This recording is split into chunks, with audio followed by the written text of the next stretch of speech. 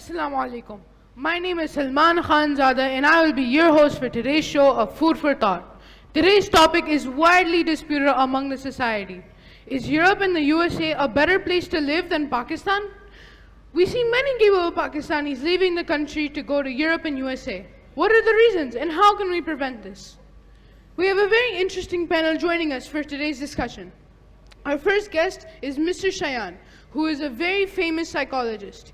He is born and he studied in Pakistan, but he shifted to the USA 20 years ago. He has a very famous personality and is frequently called on TV for talk shows and lectures. Assalamu alaikum wa rahmatullahi wa barakatuh. Wa alaikum. It's good to have you on our show, sir. Thank you. It's a pleasure.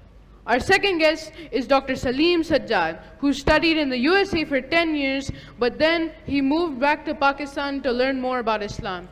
He is a very well-renowned religious scholar and he runs his own Islamic school. Assalamu alaikum wa rahmatullahi wa barakatuh. Wa alaikum assalam wa rahmatullahi wa barakatuh. Thank you for coming on our show as well, sir. Jazakallah for inviting me. Mr. Shayan, I would like you to comment on today's first question. Is Europe and the USA better places to live or Pakistan? Of course, they are better. I'm surprised that some people still ask this question. Europe and the USA provide better prospects of life. The environment is clean, you can thrive professionally, and the standard of living is the best in the world. Whereas we see Pakistan as a struggling nation. Pakistan is at least 100 years behind Europe and the USA. Dr. Salim, you were a citizen of the US, but then you surrendered your US passport and preferred being a Pakistani only. We would really like to know your view regarding this issue. No, they are not better places to live. Pakistan is much better. The reason we struggle to understand this is because we have ignored the life after death. The real success of human beings is not good standard of living in this world, but to be successful in the hereafter, by being saved from the hellfire and enter the paradise. Allah says in Surah Al Imran, verse number 185, كُلُّ نَفْسٍ ذَائِقَةُ الْمَوْتِ وَإِنَّمَا تُوَفَّوْنَ أُجُورَكُمْ يَوْمَ الْقِيَامَةِ فَمَنْ زُحْزِحَ عَنِ النَّارِ وَأُدْخِلَ الْجَنَّةَ فَقَدْ فَازَ وَمَا الْحَيَاةُ الدُّنْيَا إِلَّا مَتَاعُ الْغُرُورِ.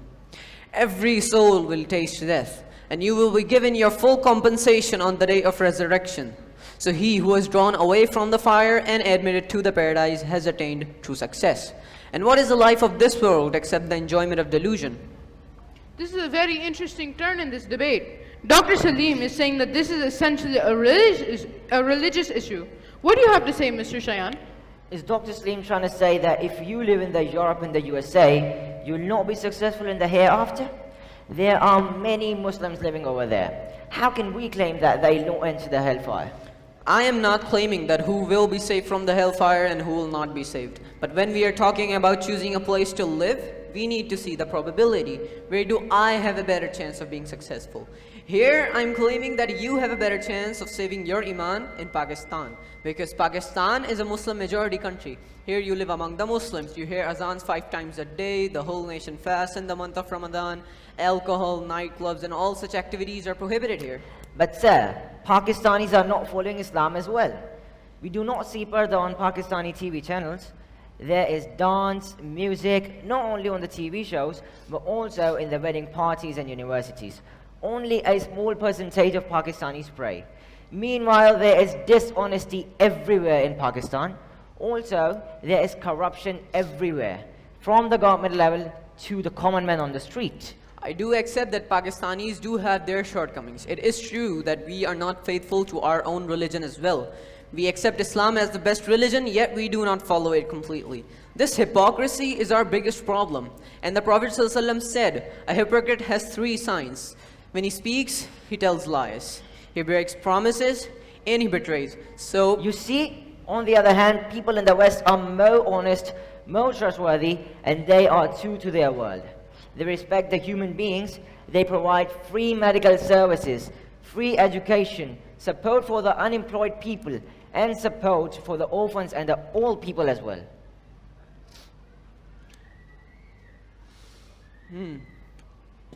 I strongly disagree with all that you just said.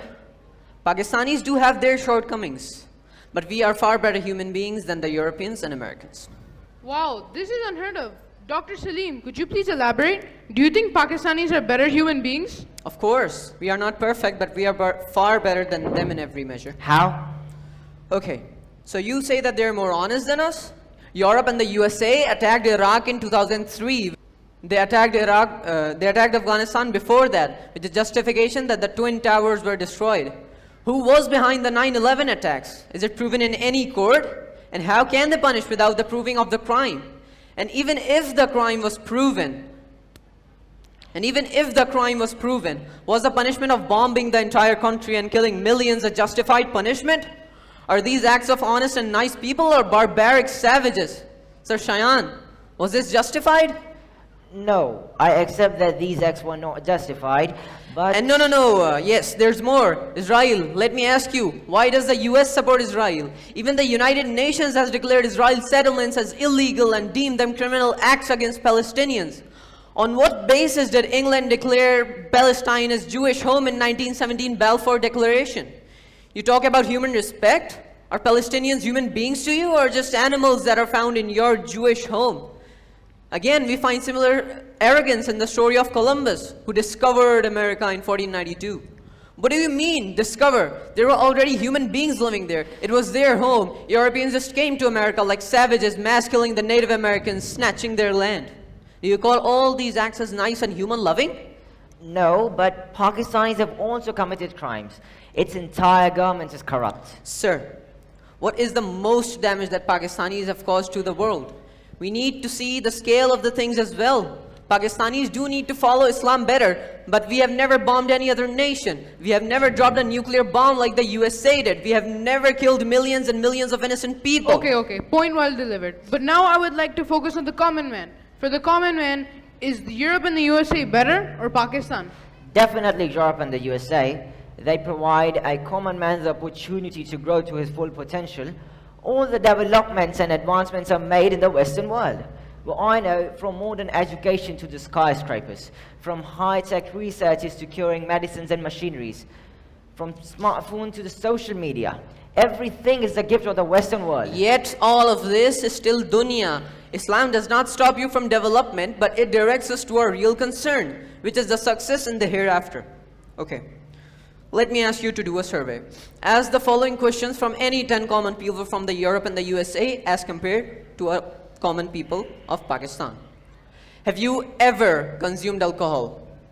Have you ever committed adultery? Are you involved in any way in sood? If your parents are old, are you personally taking care of them or you have just left them in old age homes? These are the major sins that lead a person to hellfire.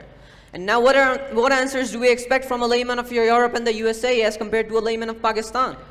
Look, almost every person in the USA and Europe has committed these sins. Yes. And now in Pakistan? Yes, I think only a small percentage of Pakistanis would be involved in these. I rest my case. Pakistanis may be behind in worldly facilities, but we are far better human beings than the Europeans and Americans. And that living here makes it easier for us to be successful in our hereafter. Okay, that's the end of the show. I hope today's discussion has given the audience a fresh amount of confidence and pride in being a Pakistani.